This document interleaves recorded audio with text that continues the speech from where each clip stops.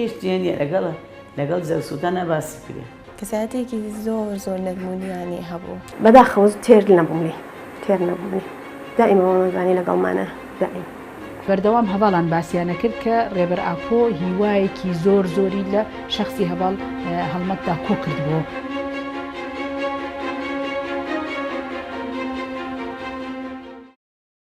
دیار غەریب کە هاوخەباتەکانی بە هەواڵ هەڵمەت بانگیان دەکرد لە ساڵی 1970 لە گوندی سێوسێنانی ناوچەی قەرەداغ لە سنووری پارێزگای سلێمانی لەدایک بووە.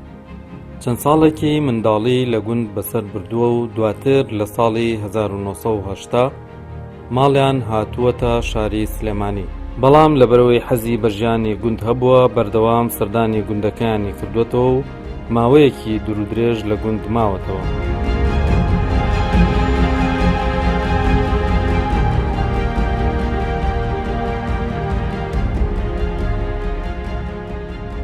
لە سنووری گوندەکەیان بارگای پێشمەرگە هەبووە. لەو ڕێەوە ئاشنای ژیانی پێشمەرگە بووە و وردە ڕۆحی نیشتمان پەروەری تێدا گەشەی کردووە.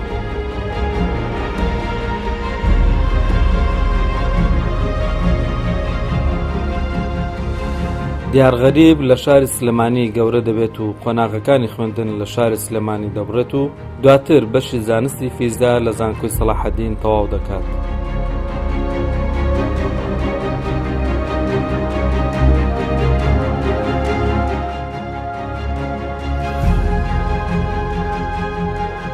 لە بنەماڵەکاندا بێجگە لە خۆی کە بەشداری بزوتنەوەی ئازادی خوازی گەلی کوردی کردووە، برایەکی بە ناوی دلێر لە ڕاپەڕینەکەی بەهاری ساڵی 1991 باشووری کوردستان لە شاری کەرکووک شەهید بووە.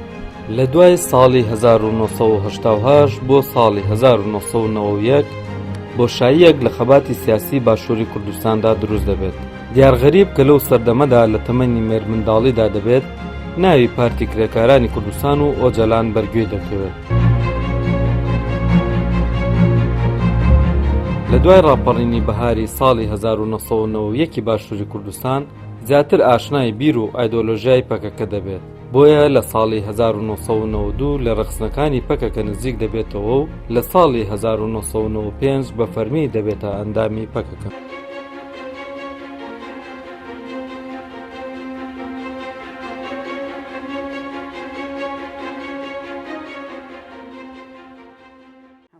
سوپاسی شکری خۆیەکەم کە خوا کوڕێکیەوەی بە من بەخشیوە، دوو کڕوای بە من بەخشیوە کە ئەویان لە پێناوی لە چیمەن شەهید کراوە لە ڕاپەڕینی نەوە یەکەم. ئەمی تریشیان لەو زەمانەوە ئیدا هەم لە مناڵیەوە هەر کورتپەروەر بوون، مناڵی من هەموویان هەر کورتپەروەر بوون. من شانازی پێوەکەم کە ئەم خەڵکە لە چوارپارچەی کوردستان و لە دەرێ وڵات کە ئەمنە بەهین بۆ ئەو کوڕێ من شانازی پێوەکەم کە خوا کوڕێکی وا بە من داوە. مناڵ بۆ پارەی دۆزی و تۆڵی گرتووە داەتی بە من دامانتە بە ساحێبەکە و پارەی یعنی خەرج نەکردەوە، تێتی پارەم دۆزیێتەوە دای بەنە بە باوکی بردوێتی گەڕاوە ساحێبی پارەکەی دۆزیەوەتەوە داەتیەوە بە ساحێبەکەی. نمونەی ئەو کەم بوو، کەساتێکی زۆر نەرمونیانی هەبوو. لە ژیانمان نەمبینیەوە تووڕە بێ بۆ یەک جاریش. چەند لێشی تووڕە ببوونە، یعنی یەکێک شتێکی بەدڵ نەبووایە بۆ نەڕەکەی بەدڵ نەبووایە. دانیشتگوێی لێ ئەگەر تا تەواو بوو کە داوا بوو دەسێ خسە سەرشانی و بزەیەکێک کرد و ئەنجا بۆی شیە کردەوە، بۆ من لەسەر و فکرێن، بۆ من ئەو ڕەئەم هەیە، بۆ ئەوە وای لێ ئەکردی بۆ کەسایەتی نەرمونیانە قەنەعەتی پێ کردی. ئەو کەسەی یەکسەر وا لێ ئەکرد پەشیمانە بووە. جیاواز بوو لە هەموو مناڵێک کە جیاواز بوو، هەر بە مناڵیش شخصیاتێکی هەبوو، عەقڵێکی گەورەی هەبوو. یعنی دایمە هەستمە کرد باوەڕەکەی شەرمەم لێ کرد کە هەمووی 2 ساڵمان بینە تا ئەم تەمەنە تا ئەتکاتی شەهیدبوونیشی شتێکی نەکردووە قەت دڵم بیگرێت.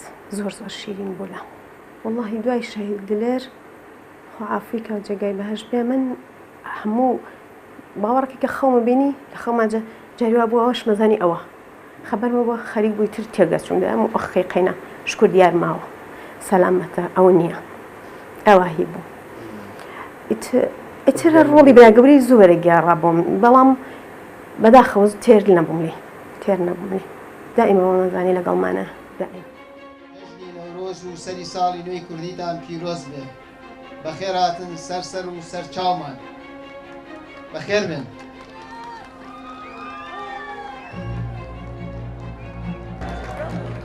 نەورۆز جەژنی بەرخۆدانە، جەژنی ئازادی و تێکۆشانە، جەژنی ئازادی گەلانی ڕۆژهەڵاتی ناوەڕاستە بە پێشەنگایەتی گەلی کورد.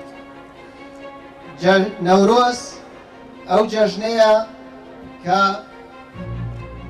لە مێژووی گەلی کورد و گەلی ڕۆژهەڵاتی ناوەڕاستە 2000 ساڵ زیاترە بە زیندوی ماوەتەوە.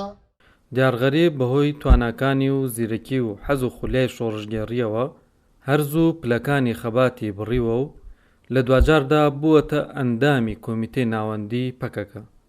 هەروەها بووەتە ئەندامی بەڕێوەبەرایەتی گشتی کۆما جڤاکێن کوردستان. بەردەوام هەواڵان باسییانە کرد کە ڕێبەر ئاپۆ هیوایەکی زۆری لە شخصی هەواڵ هەڵمەتدا کۆ کردبوو کە وە چەندین جاردا پێڵێ تۆ ئەتوانی پێشەنگایەتێکی بەهێز بکەیت وەک گەنجێک وەک لاوێک ئەتوانی باری گرانی ئەم تێکۆشانە بخەیتە سەرشانی خۆ. من پێم وابوو کە بە هەموو ئەو بیرەوەریانەی هەواڵ هەڵمەت باسیەکە ئەوە بووە کە هەر لەوێدا بەو هەڵسەنگاندن و بۆ پەروەردەی کە لە ڕێبەر ئاپۆ وەریگرتووە لە نزیکەوە زۆر بە تایبەت بێگومان هەموو ئیشەکانی ڕێبەر ئاپۆوە هایە، ینی کاتێک کە یەکێگە بێ بە وێنەگر یان لەگەڵ ئیشی لەگەڵ ڕێبەر ئاپۆدا ئەبێ ڕێبەر ئاپۆ ئامادەیەکە بۆ پێشەنگایەتێکی بەهێز بە هەڵسان و دانیشتن و بە هەموو شێوازێک. بێگومان ڕێبەر ئاپۆ و توتی ینی تۆ یەکێکی لەو گەنجانەی کە جەوهرەکەت زۆر بە پاکی ماوەتەوە و ئەتوانی ئەم جەوهرە پاکت بکەیتە هێزێک و ئەتوانی ئەرکی بە ڕێبەرایەتی و ئەرکی پێشەنگایەتی بخەیتە سەرشانی خۆت. لەبەرەوە هەواڵ هەڵمەت لەگەڵ ئەوەی کە خاوەنی تواناکاری و هێزێکی زۆر بوو هیچ کاتێ نەیەگو ئەم ئەرکە گرانە بۆ من نایکەم وەکو ینی بڵێ با مەسەلەن من ناتوانم ئەم ئەرکە ناتوانم بکەم. بەردەوام ئەوەی من لە سەرۆک فێر بووم ئینسان بار هەڵەگرێت لە ناو کاردا لە ناو ئەرکدا خۆی ئاوا ئەکا بۆ ئەوەی لایەق و هێژای ئەو ئەرکە بێت. چاپ کرد لە ڕێگەی هەواڵانەوە نسخەیەکم بۆ نارد، نسخەیەکم بۆ ناروتم ئەم پێشکەشم کرد ئەمتم بزانم سەرنج و تێبینی ئەو چییە بۆ چاپی نوێ. ئەو کە کتێبەکەی پێگەیشت بوو لە 8 2010 نامێکی هەواڵێتی برادەرانی کۆمەڵایەتی بۆ نردبوو ئەڵێ کتێبەکەم پێگەیشتووە و لە ماوەی ئایندای خوێنمەوە و تێبینەکانی خۆم بۆ تۆ ئەنێرمەوە. بەڕاستی 8 نامەی یەکەمی نووسیوە 8 2010 نامەی دوێمی بۆ نووسیمەتەوە مەسەڵەن من نامەکانیەتی یعنی یەکەم ئەڵێ شتێکی باشە کردووە، دووەم ئەڵێ شتێکی گرنگترە کە کردووە ئەو خەڵکانەی کە لە خوارەوە بوون تۆ هەر گرنگی بە بەرپرسەکان نەداوە، گرنگی بە خەڵکی سادە و پێشمەرگە و تاکو و پێگاتی کۆمەڵگاکان داوە. ئەوە زۆر باشە، ئەوە بەستێتەوە بە بۆچوونێکی سەرۆگاپۆوە کە لێرەدا ئەڵێ وەکو ڕێبەر ئاپۆ دەڵێ مێژوو تەنیا بەرپرس و دەسەڵاتدارەکان دروستیان نەکردووە، ئێوەش هەتا ڕادەیەکتان گرنگیتان بەم لایەنە داوە. ئەمە ینی وەکو خاڵێکی ئیجابی وەسفیەکە، ئەمە دەستنووسی خۆیەتی بەڵێ بەڵ دیارە بەڵامە تا ئێستا نەکردوانە ئەخیرەتی. لە دوو مەسەلەی تری خاڵی تری هەیە وەکو ڕەخنە وەکو پێشنیار ئەڵێ کە هاتوونەتە سەر مەسەلەکان دیاردەکان لێکدانەوەی قوڵتان بۆ نەکردووە، یعنی لێکدانەوەتان بۆ بکردایە. ئەوە خاڵی یەکەمیەتی بۆ ڕەخنەکانی. هی دووەمەوەیە ئەڵێ هەندێک شوێن هەیە بە بڕوا من هەڵەی تێدایە بە تایبەتی ناوی گوندەکان بۆ نمونە لێرەدا فعلا دوو گوند هەیە من مەبەستم خاڵدان بۆ بەزنووسین وە خاڵخاڵان. خاڵدان لە ناوچەی هەمووەندە ئەو گوندەیە کە لە ئەنفالەکانە ئێمە چونێتە ناوی. بەز خاڵخاڵان گوندێکە لە ناوچەی جەباریە. ئەو لێەوە مەسەڵەن لە ڕووی جوغرافیشەوە ڤەڵمەند ینی ڕاستە خەڵک ینی شارەزایەکی باشی هەیە لەسەر جوغرافیای کوردستان، ینی ئەو فعلەن وایە ئەو تێبینی ئەو برادێکی کەش بۆی نردبوومەوە سە من لە گوبلی خاڵخاڵانم لە چاپی نوێدا کردو بە خاڵدان بەریان کەسان کە ئومێدیان لێەکەن هەڵوێستیکان هەبێ ئەوە ئەبێتە وەرەیەکی گەورە مەسەلەی نەتەوەیش ئەوەی یعنی ئێمە کاتێک باس لە نەتەوەی کورد دەکەین هەموو زۆر ئەوە تعقیب بکەن ئەسان تورکیایە و ئەوێت وای لێ بکات کە کورد لەم پێواشوە بەهێز نەبێ زعیف ببێ زعیفیش ببێ ئەو کاتە لە هاوکێشەکانە جێنێ ئەمە بەرنامەی تورکیا ئێمە ئەم بەرنامەیە قبول بکەین یان نا ئێمە لە 27 مانگ وەکو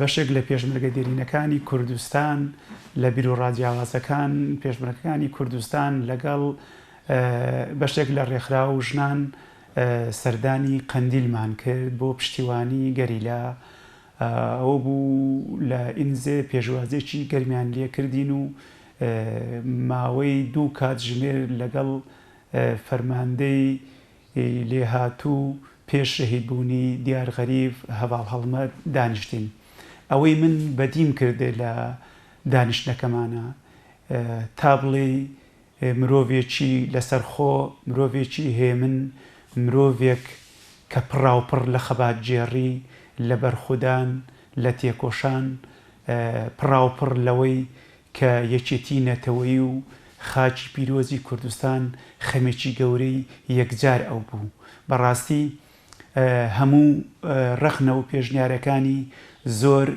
بە شێوەیەکی دڵفراوانە وەرەگرت من لە ماوەی ئەو 2 کاتژمێرەدا زۆر سرنجمدا زۆر تەمەشام کرد یەک وشەیەکی نەوت کە نیگەرانی پێوە دیار بێ بەڵکو ئاسۆ ڕوون بوو لە بەردەمی ئەوە یەکێک لەو ئامانجە گرنگانەی کە دیار غەریب لە ماوەی خەباتیدا هەوڵی بۆ داوە پێگێنانی یەکێتی نەتەوەی و یەکڕێزی گەلی کورد بووە دیار غەریب لە هەر مەجلیسێکا دانیشت بێ و لەگەڵ هەر چین و توێژەکە کۆبوو بێتەوە باسی گرنگی یەکێتی نەتەوەی کردووە لە هەموو پێگە و بەرپرسیارەتەکانیدا و لەو پەیوەندیانەی کە دروستی کردووە لەگەڵ لایەنەکانی هەرێمی کوردستان و چوارپارچەی کوردستاندا دیسان هەر باسی یەکێتی نەتەوەی و گرنگی یەکێتی نەتەوەی کردووە ئەوەی کە ئێستا کەجێکە کاری لەسەرەکە ئەوەی کە ماوەیەکی دوور و درێژە کەنەکە و زۆر حیزب و لایەن و ڕێکخرا و ئینسانی نیشتیمان پەروەر و ڕەوشنبیر ئیشی لەسەرەکەن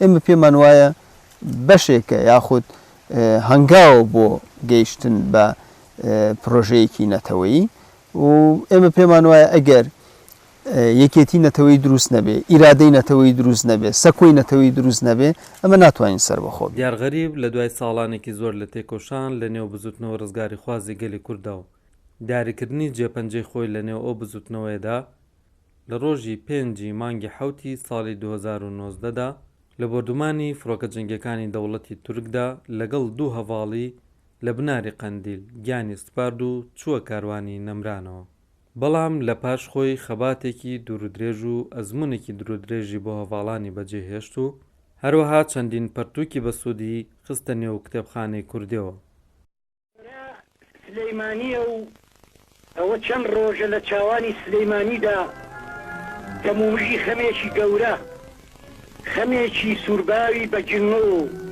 باڵای گۆیژە و گڵەزەردە و بەر پەنجەرەی ژیانمان و ئاسمانی سەر ماڵانمان و گەلیەکانی هەناومانی داگرتووە ئێرە سلەیمانیە و ئەوە چەند ڕۆژە لە دەربەنگ باسەڕەکەی گیانی ئەم شارەدا کەڵە پشکۆکانی ئازار و تۆڵە بەیەکەوە گەشێنەوە لەم شارەدا هەموو کەسێ و لە سروشتا هەموو شتێ مەراقێکی چاوەڕوانی ڕەنگپەڕیوە چاومان لێ پیرە مەگرون شاخی دیرۆک شاخی نەمر ئەویش چەمۆڵەی بەردینی پڕنەفرەتی لە دنیای سۆزانی ئەنێ و هەردوو دەستی بە گەرداوی ڕۆ و سیمای درۆزنەی شارستانی و پەیکەرەکەی ئەمریکا و دەمامچی سەر ڕوخساری گشت ئەوروپا هەڵبڕیوە هەموو دڵێک لەم شارەدا وەک سێوی سەرلەتی بەر تەرزە و با ڕێزە ئەلەرزێ